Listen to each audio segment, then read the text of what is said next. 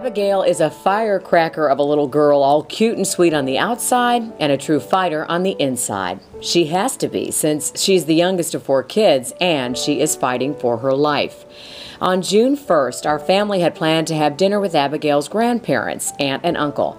This wasn't just another family dinner, it was special. So special, a professional photographer was scheduled to come capture the moment. Our time as a family was precious and limited because Abigail's papa is dying from ocular cancer that had metastasized to his liver. We wanted to get a family portrait before things got worse for him. Abigail was helping bake a strawberry cake for the party when she started bleeding. With a 2.5-year-old, that could be an indication of anything, so at first we weren't concerned. After trying to clean her up, we realized it wasn't going to stop and got concerned. The blood didn't seem to be coming from a scrape. So we grabbed a snack and headed to the emergency department at Children's Hospital of Atlanta, still expecting to get back home in time for dinner and pictures. Unfortunately, we never made it back home that night. In fact, we didn't come back home for a week. When we first arrived at the emergency department, the doc there thought it might be a bladder infection, but those tests came out negative. The red flags were raised when I started describing symptoms Abigail had for the past month. Tummy aches, wetting her pants after being potty trained, occasionally throwing up, excessive whining and crying, and not eating well. I'd actually taken her in to the pediatrician the week before because I was so concerned. They tested her for food allergies, which had come out negative, so I wasn't quite sure what was wrong. I just knew something was. The trip to Children's Healthcare of Atlanta changed everything.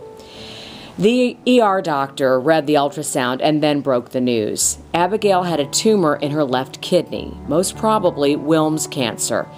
It was surreal. I heard what he said, but it didn't really register. Cancer, this healthy-looking, beautiful baby girl? Maybe I didn't hear right. Maybe he guessed wrong. Doctors could be wrong. Surely this was not happening, especially not at the same time as my dad was fighting for precious months left in his life. What are the odds? I got down on my knees and prayed to Jesus for the life of my baby right then and there.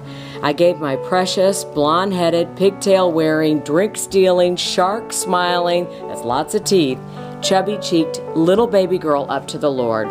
Our faith is the only thing that has allowed us to survive this whole ordeal.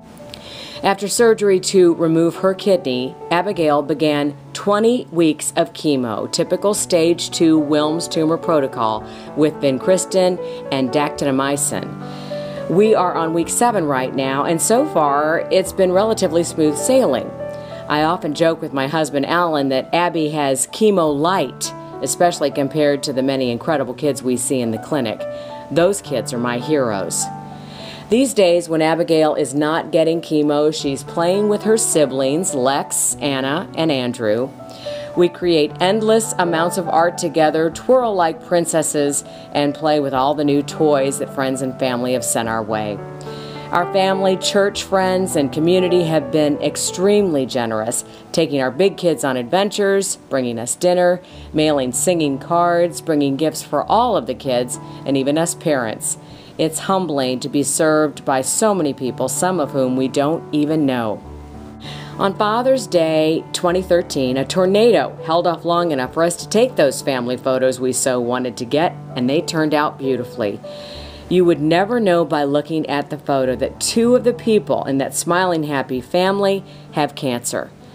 Those 2 are joined together in a very special way no matter what happens.